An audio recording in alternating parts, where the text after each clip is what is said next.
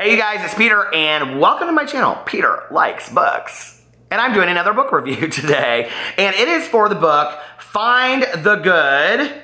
Hold on a second. Find the Good, Unexpected Life Lessons from a Small Town Obituary Writer. And it is by Heather Lind. And here is the cover to it. There you go. It's got a big lemon on the front of it. And I didn't really know what to expect when I read this book. I ended up giving it 4 stars. I would probably rate it, let's see, an 84%. It was totally not what I expected, and in a good way. I really thought that it would be this woman that wrote, so it's a true story, it's memoirs, kind of. I really thought that it would be like this woman talking about being an obituary writer and what she had learned by, people's deaths and, live your life to the fullest because life is short and all that good juicy stuff that I always say in my videos. I know, I really thought that's what it would be about, right? And really what it is it's about this obituary writer who I'm guessing is probably in her late 50s, early 60s, given like the ages of her children. I could be wrong, she could be much younger, so Heather, I'm sorry if you're like 40. But she is an obituary writer in Haines, Alaska, which I'm assuming is kind of this small town on like the ocean. And it really is, like I got like probably like a third of the way into it and I was like, I know what I love about this book. This is like a female version of Garrison Keillor's Lake Wobegon Days. Like, she is a modernized Garrison Keillor Lake Wobegon Days. That very much that feeling, and I know people don't like Garrison Keillor right now, so hey, I get it. But just as a comparison of the writing, she talks about this town, and you get to know the places and the people and the beach, and it's just so, and her family and her dogs and her cats, and it's just so endearing. One of the greatest stories ever in the book is she goes in there and talks about her cat, that she's not a cat person, she never wanted a cat, and they end up getting this cat, right? And I was sharing this on my vlog the other night, that there was a scene in there that she talks about that she kind of has this rule that she doesn't really go to funerals, and I'm assuming that was a rule because she talks about it in reference to a friend of hers that has passed away.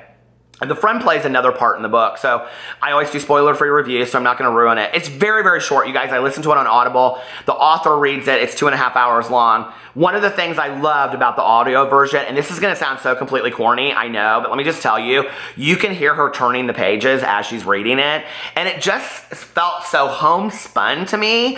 Like, I don't know, it felt like a radio show. It felt like me listening to, like, National Public Radio, and she's, like, reading her book on there, and it just... There was something about it that was so fantastic to me. It just, I don't know, see, like talking about it now, I want to give it like a 91% and give it 5 stars because it just really did move me. Like, she had me ugly crying in this book at this funeral scene so much because it's so me, right? Like, she's going in there and she's like, I don't go to funerals and I don't like to go to funerals and this is why and whatever. And then all of a sudden she has like this perspective change halfway through it. And she's like, I'm going to sing from the highest mountaintop and I'm going to do this, I'm going to do that and whatever. And then she's like, but instead I just went over and I shook the family's hand. And I'm like, that is so me, right? Like, I say I'm going to do all this kind of stuff and then I never do. And I don't know, it just was really fantastic. It would make a great gift for anybody, for a birthday, for whatever.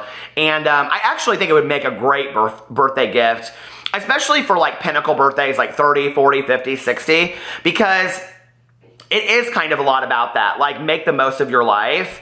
And the way it ends is fantastic. And it leaves it open for another book, really another memoir. If you've ever read any Anne Lamott, it reminds me a lot of Anne Lamott, but in a more like modernized, liberal voice, if that makes sense.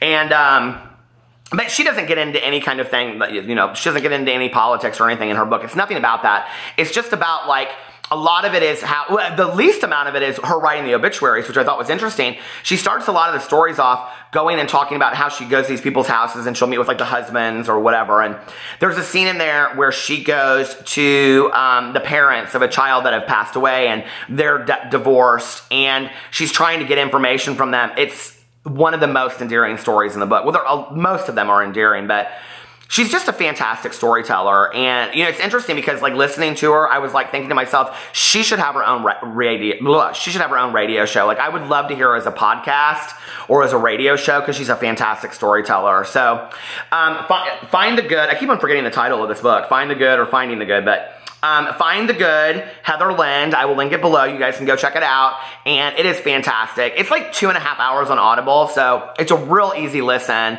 I recommend it to everybody. It's a great book, and you really should go check it out. So I love you guys, and I will see you tomorrow. Bye.